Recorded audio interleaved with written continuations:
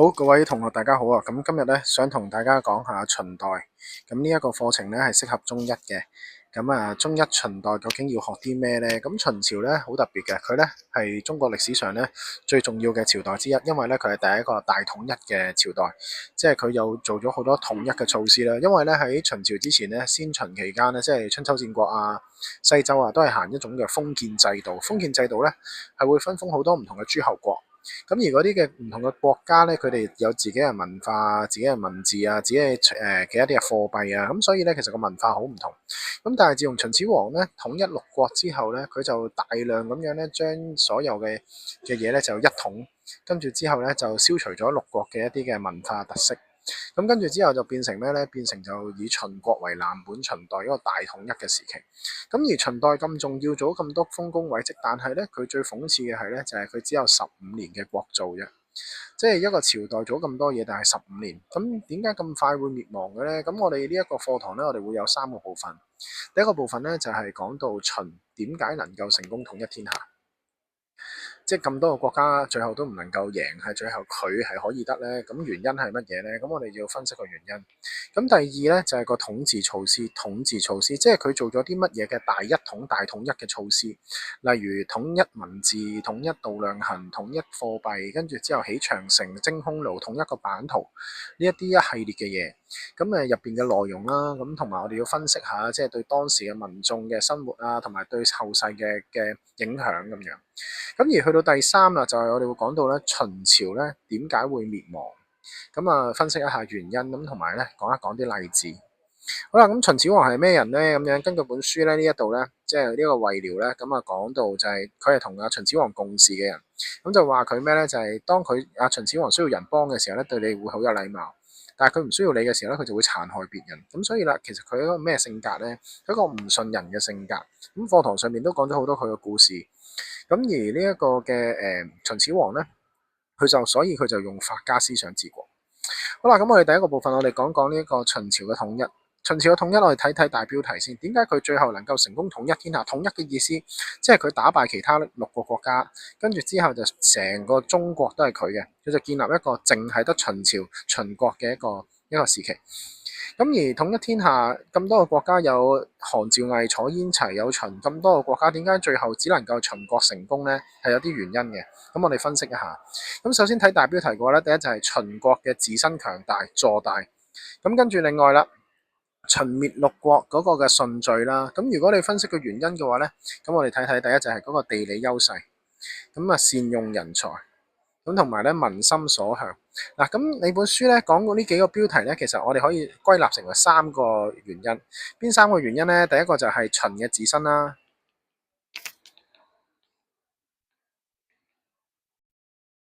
嗱，咁跟住另外咧，第二就係咧呢一個嘅六國嘅問題。咁第三啦就係一啲其他嘅客觀因素。OK，唔好意思啊，啲字同埋啲聲音係可能比較弱啲噶嘛，因為我今日帶隊去故宮參觀，睇到咁上下，咁我就發覺應該要攞啲時間出嚟拍片，係啦，因為咧知道大家都就嚟考試，咁所以大家即係多多包涵。秦統一嘅情況係點嘅咧？首先秦自商鞅變法之後，咁呢個係講緊秦嘅自身強大啦。跟住之後咧，佢用一啲嘅政策嘅，譬如佢用合縱啦，即係六國就用合縱，即係當時蘇秦就又講合縱，用合縱嘅方式將六國結盟。咁但係咧秦國咧就用連環去瓦解，跟住又用遠交近攻嘅策略。遠交呢一個嘅齊楚兩國，攻打韓魏。最後咧，而且咧秦國喺戰國時期咧，佢亦都同趙軍咧打長平之戰。當時慳殺咗咧40萬秦兵趙兵。所以咧趙國咧都唔能夠有力量咧去抗秦。而另外啦，秦王政嘅時期，佢亦都用咗好多離間計去分化六國。所以啦，先後咧嗰個被滅嘅次序係咩咧？就係韓趙魏，韓趙魏。楚燕最後係齊國，因為同齊國結盟啊嘛。韓趙魏楚燕齊。咁而另外第二個原因，除咗佢自身強大之外，嗱，如果自身強大有三樣嘢可以講嘅，第一就係嗰個商鞅變法嘅嗰個犀利啦，即係因為秦行之10年，秦民大悅係嘛，跟住三無盜賊，跟住之後咧就廢井填開千物呢啲係啦，咁啊令到一個秦咧有個好強大嘅根基。咁第二方面咧就係人才嘅鼎盛，因為咧秦國咧就經常重用人才，商鞅本身係一個人才啦，咁啊仲有張儀啊、李斯啊、范雎啊，咁啊武將方面有白起啊、王翦啊、蒙恬啊呢啲咁犀利嘅人啦，咁啊秦始皇自己秦王政本身都係一個人才啦。咁跟住另外就係嗰個嘅秦國嘅策略得宜啦，即係嗰啲嘅遠交近攻啊、離間計啊、反間計啊呢啲，咁啊好犀利啦，即係連環啊咁樣啦。咁但係你唔好亂寫我，寫咗合中我就即係我就會扣你分嘅喎嚇。咁跟住另外第二方面啊，就係嗰個嘅地理優勢。咁啊地理優勢呢度講，咁啊秦咧就喺關中，土地肥沃，咁啊同埋咧佢係一個戰馬嘅生產地，咁啊再加上咧佢係山高平地少啦，易守難攻啦。咁所以咧，最後咧，佢亦都可以即係避開咧嗰啲東方六國嘅一啲嘅戰事，最後就可以咧好輕易咁樣咧滅掉其他六國。咁而善用人才方面呢度有個表啦，頭先講到即係張儀啊、商鞅啊、范雎、李斯呢啲人係啦。咁而課堂都有輕輕提過，就係當時咧秦王政咧就見到差唔多打贏啦，咁所以咧最後咧就諗住逐客，即係趕走晒所有幫佢嘅客卿。咁但係當時李斯咧就寫咗封諫逐客書。咁啊，史記都有記載，咁啊，即係有興趣可以睇下啦。咁跟住另外第三就係民心所向，阿 Sir 唔係嘛？秦國都有人民心所向，唔係，佢哋所嚮往嘅唔係秦國，佢哋所嚮往嘅就係嗰個大統一嘅景象，係啦。咁當時冇人估到原來秦國會咁噶嘛，咁所以啦，佢哋嗰個工商業發展啊，嗰啲嘅地方有好多唔同嘅，即係嗰啲嘅貨幣啊，跟住度量衡又唔統一啊，咁樣啦，文字又各異啊，咁樣，咁所以就好難令到佢哋嗰啲嘅經濟文化交流咧有一個嘅好完善嘅發展。咁所以咧，好多人都想呢一個統一。咁不過個個都想統一，唔代表一定係秦國噶嘛。咁邊個先至係秦國統一嘅關鍵原因咧？咁樣咁仲有嘅，其實咁呢本書冇講到啦，就係六國自己嘅問題。咁啊，六國嘅問題係咩咧？就係佢哋自己會互相混戰啦。咁啊，同埋咧，佢哋會即係盧循啦。咁啊，即係蘇洵咧，即係宋代嘅。一個嘅文學家都曾經討論，即係有個好出名嘅文章就叫《六國論》。話六國破滅，非兵不利戰，不善弊在盧循。咁啊，呢啲都係一啲嘅原因啦，係啦。咁所以我哋去思考究竟邊個先係真正關鍵嘅原因啊？咁第二個重點啦，就係嗰個秦朝嘅統一嘅措施。咁啊，秦朝嘅統治措施咧，咁我哋即係佢嗰個措施咧，係全中國歷史上邊嘅藍本嚟嘅。因為咧秦代咧，咁就有句説話就係八代之下咧，皆用秦制度。咁啊，秦國嘅制度，例如皇帝制度，去到1911年啊。咁啊，跟住仲有嗰啲嘅即係一啲嘅地方架構啊、郡縣制啊，咁啊，即係唔同朝代雖然有唔同嘅名咁樣，即係可能會變成路府州縣啊、州郡縣啊咁樣、省啊咁樣。咁但係咧，其實都係以呢一個嘅中央政府跟住地方有一個好大嘅區域，好似今日嘅省咁樣，跟住之後再去到今日嘅市咁樣，一層一層咁啊，呢個郡縣制。咁跟住另外啦，亦都統一咗文字啦，跟住另外就係喺文化方面嘅一啲嘅統一思想嘅工作。咁啊，跟住之後就有呢一個厲行法治啊咁樣啦，咁啊即係用好多個法令，咁跟住統一貨幣、統一度量衡，跟住收築長城、開發嶺南咁樣啦，係啦。咁好啦，我哋逐個講少少啊。咁中央政制方面啊，即係喺個秦嘅咸陽嘅皇宮入邊嘅中央政府咁樣啦。咁咧就最高級嘅官員咧就叫三公。三公咧就係包括丞相、太尉、御史大夫。咁呢三個人咧負責唔同嘅事情嘅。丞相就管理政務，太尉就管軍事，御史大夫就管監察。咁而下邊咧，丞相下邊咧就設置九卿。九卿咧就負責皇宮入邊同埋外邊嘅事務。係啦，咁啊，所以咧就係一個好完整嘅架構啦，即係好似今日咁樣，即係如果喺一個組織裏邊，董事長下邊有好多唔同嘅部門嘅經理、總經理咁，跟住之後有唔同部門嘅副經理，跟住之後就有主任啊等等等等，咁其實就係一個科層架構，一個組織，即係皇帝嘅權力就透過三公，三公就可以再延伸落去到九卿咁樣啊，咁所以皇帝嘅命令就可以收歸啦，咁啊。九卿，跟住之後就到地方嘅郡守同縣啦。咁啊喺地方上面咧，就秦國就行郡縣制、郡縣制、郡縣制。咁啊郡縣嘅概念就係譬如我舉個例呢度，即係大家可以睇下書後邊。咁就係南海郡番禺縣。咁啊呢度南海郡，南海郡，咁入邊咧有個番禺縣，入邊咧呢度咧就係香港嘅以前嘅地點啦，咁樣嚇。咁所以咧香港係喺南海郡番禺縣入邊嘅其中一個嘅地方咁樣嚇。咁啊一個叫郡縣制。咁郡縣制同封建制有啲咩分別，同埋有啲咩利弊咧？我哋要討論一下。咁啊郡縣制咧，其實就將所有權力咧就交俾皇帝，皇帝咧就派一個人去管理地方，咁啊叫郡守或者叫縣令。咁但係封建制唔係啦，中國好大噶嘛，咁我就分封一個土地俾一個諸侯，咁由佢咧去管治，佢咧再分封俾呢一個嘅卿大夫，跟住佢卿大夫咧又再分封俾士，咁啊啲士咧就再分封咧，唔係分封啦，今次就叫啲農民去幫手耕田咁樣，咁所以啦呢一個咧就係下放咗出去嘅權力，咁啊嗰啲嘅諸侯係可以自己招兵買馬啦咁樣。咁所以呢個就係封建制。咁啊郡縣制有咩好處呢？好處就係將所有嘅權力收去皇帝手上。但係有咩壞處呢？咁其實好多朝代都歸咎一個問題，就係咩呢？就係孤立而亡，孤立而亡，孤立而亡。我哋寫翻先，係啦。咁啊孤立而亡。咩意思咧？就係話咧，因為嗰啲嘅郡縣制咧，其實佢請個官員翻嚟，嗰個官員係打份工嘅啫，即係其實佢係任命佢。咁其實咧，嗰個地方唔係屬於佢，咁所以咧，佢哋好快咧就會即係可能反叛啊，或者咧係當中央有難嘅時候，佢哋未必咧會幫手。係啦，佢哋可能靜觀其變會比較多，咁所以最後咧地方有亂事嘅時候咧，秦國都係咁，地方有亂事嘅時候咧，基本上咧係好難咧控制到，係啦，咁啊直至咧即係大家六國為民起義，跟住之後邊個先入關中者為王咁樣，咁啊最主要主力嘅秦兵咧就只能夠對抗呢、這、一個即係巨鹿，對抗呢一個嘅項羽咁樣嚇。咁所以其實劉邦咧，即係漢初嘅時候咧，都有諗過呢個問題。咁所以最後咧，劉邦咧就決定咧係復行某程度嘅封建，叫郡國制。好啦，咁我哋講到郡國制呢度講完啦。咁啊，我哋講第二個統一文字。統一文字方面咧，就秦國咧就用李斯，咁就喺大篆嘅基礎上邊咧制定小篆。咁跟住另外咧，亦都有人咧就將呢一個小篆咧就變成隸書。咁相傳邊個去創造隸書嘅咧，就係程邈呢一個人啦。係啦，咁啊佢喺官府裏邊咧就做一啲勞役啊等等啦，OK，抄錄啊咁樣啦。咁所以咧佢係一個即係一個獄卒啊類似係咁嘅人啦。咁啊佢所創造出嚟嘅書咧就係一啲一直一橫一勾咁樣方便抄寫。咁啊佢係叫程邈。好啦。咁啊，統一文字有咩好處咧？咁樣就係可以令到大家溝通上邊、文化上邊慢慢咧就一統，係啦。咁其實最似樣就係秦國嘅文字就係呢個啦，大家都估到睇呢個字就知道呢個係一個馬字啦。其他嗰啲我睇唔到嘅。好啦。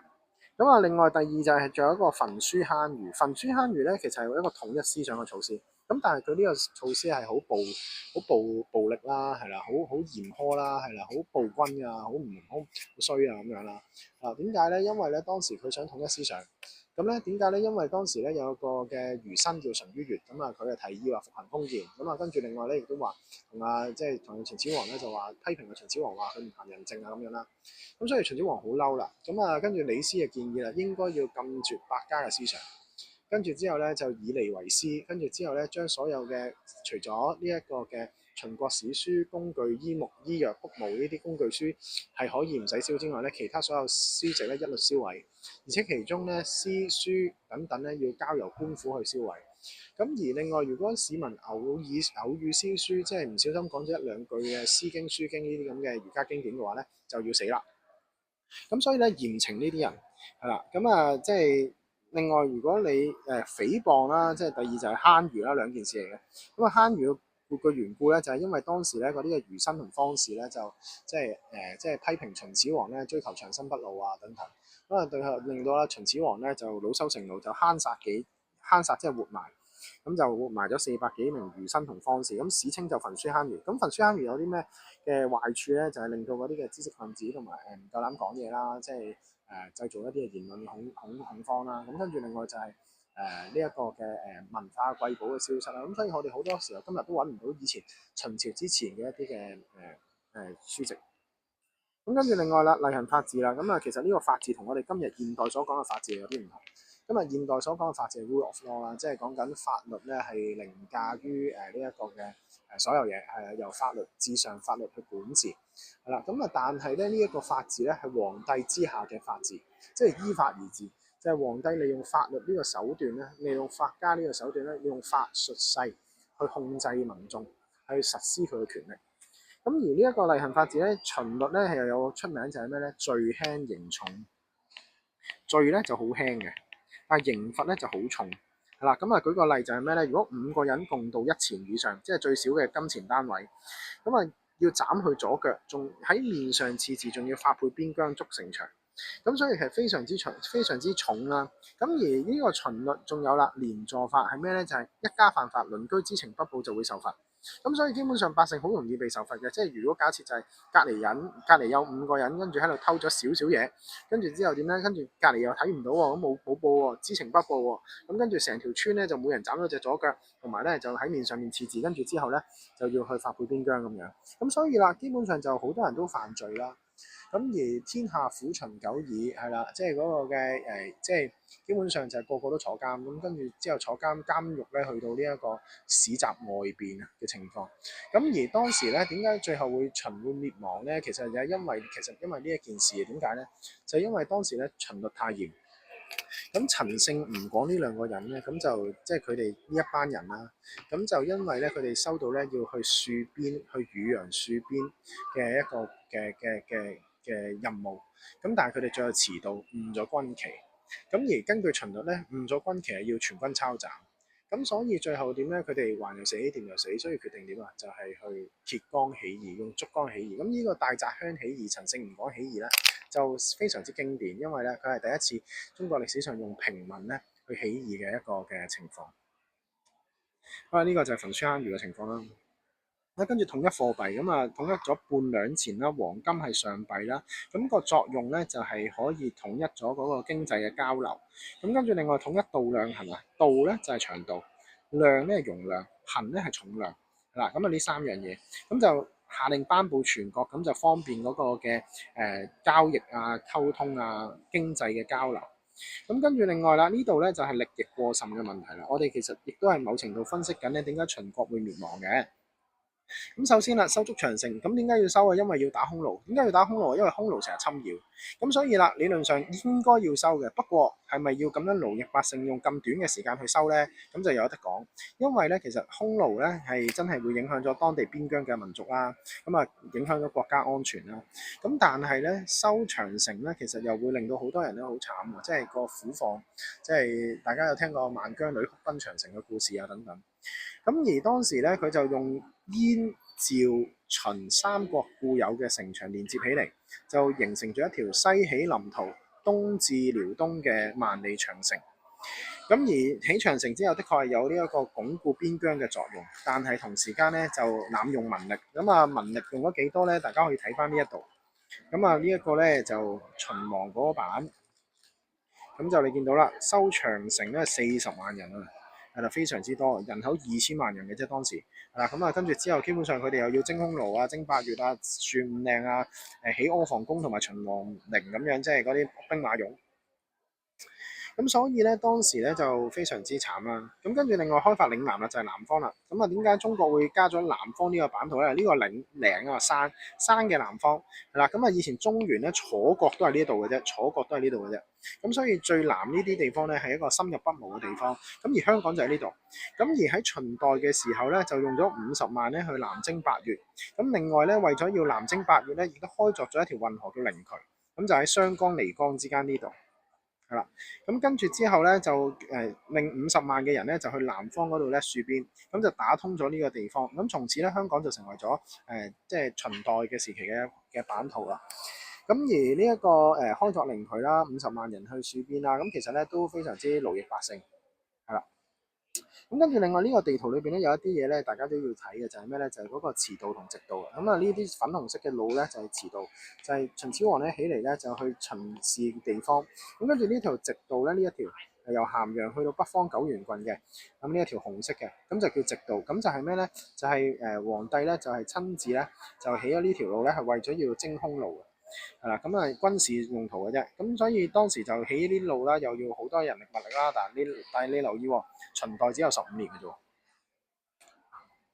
咁所以啦，喺影響方面啊，即係政治方面啦，咁啊創立咗好多體制啦，咁樣嚇成為後世嘅藍本。經濟方面啦，統一貨幣統一度量衡啦，但係同時間收縮長城，會影響大量人力物力。咁所以當時咧有句説話叫咩咧？就係、力役30倍於古，男子力耕不足糧饗，女子紡織不足衣服。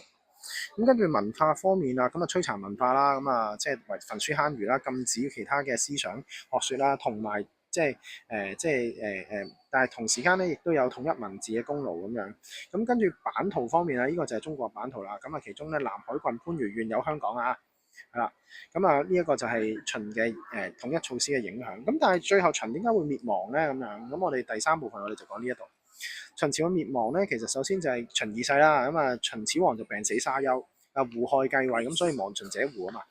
咁而呢一個趙高咧指鹿為馬，咁啊朝政就民怨四起啦，朝政腐敗。咁啊跟住之後陳勝吳廣頭先講過啦，揭竿起義係啦。咁跟住六國為民咧就開始紛紛響應，即係一夫作難，萬夫響應。咁跟住最後啦，秦朝就覆亡啦，因為劉邦同項羽實力較強啦，項羽咧就喺巨鹿大破秦兵，而劉邦咧就先入關中。咁跟住之後，趙高啊殺死秦二世，咁啊子嬰咧就為秦王，咁子嬰咧就殺阿趙高，咁跟住出降咧就投降，咁啊秦國咧就享年15年就滅亡啊。好啦，究竟點解秦會滅亡咧？我哋可以睇睇幾個原因。第一就係嚴刑峻法，因為法律太嚴苛。咁而去到最後啦，呢度你要講下就係咩咧？就係秦律有幾嚴苛，即係嗰啲嘅五人共度一錢，斬咗佢肉刑，即係嗰啲嘅有好多咩五馬分屍啊、居裂啊、刺字啊呢啲啦，係咪？咁跟住另外就陳勝吳廣反秦，呢個就因為佢走投無路而反抗嘅例子。咁跟住另外賦役繁重啦，賦役繁重或者稅役繁重啦，賦役亦係力役。係啦，力役咁啊，有好多民夫啊，修長城、起陵墓啊咁樣，你可以睇翻隔離呢一度、下邊呢度個數字，呢啲數字係要舉嘅，其實某程度你係要背嘅。咁跟住就可以見到咧，其實當時為咗要即係啲民眾咧根本就冇飯食，係啦，唔能夠有時間耕田同埋發展生活，所以佢哋全部都加入反秦嘅行列。咁跟住另外六國為民啦，就係因為咧佢哋冇行封建制度，令到六國咧佢哋蓄勢待發咧就去謀反。係啦，咁啊最後咧佢哋聲勢浩大，咁所以啦，基本上秦咧就係亡喺呢三個原因。不過究竟邊個原因先係最關鍵嘅咧？有機會可能大家可以思考一下。OK，咁啊兵馬俑係咁啦。OK，咁啊跟住之後楚漢相爭咧，我哋可以講快些少，咁就過咗去算啦。咁啊之後下一個咧就開始講漢初，係啦，咁啊同埋呢一個漢武帝。嗱咁啊楚漢相爭就係講緊劉邦同項羽嘅相爭啦。咁呢度咧就一啲知識上面咧，堂上面都有講過嘅。係啦，咁啊，即係佢哋以楚河漢界咁樣為呢一個嘅即係嘅分野啦。咁但係最後劉邦就贏咗，點解咧？因為劉邦咧即係得民心，佢約法三章，但係項羽咧其實佢咧就係暴君嘅形象啦。咁所以啲人咧就覺得佢係好似秦始皇咁樣。咁所以喺個咁嘅情況底下咧，即係項羽最後贏咗。咁而另外就喺課堂裏邊亦都講到項羽咧，司馬遷又講佢天亡我非我之罪。咁啊，亦都有討論過究竟即係點解會秦始皇點解項羽最後會輸嘅？咁啊三個原因。咁但係呢度咧即係題外話嚟嘅啫，喺個課堂喺用本書嗰上邊咧，咁我就唔講咁多啦。咁同學，如果你喺呢個課題上面有咩唔明咧，可以隨時問莊 Sir，多謝各位。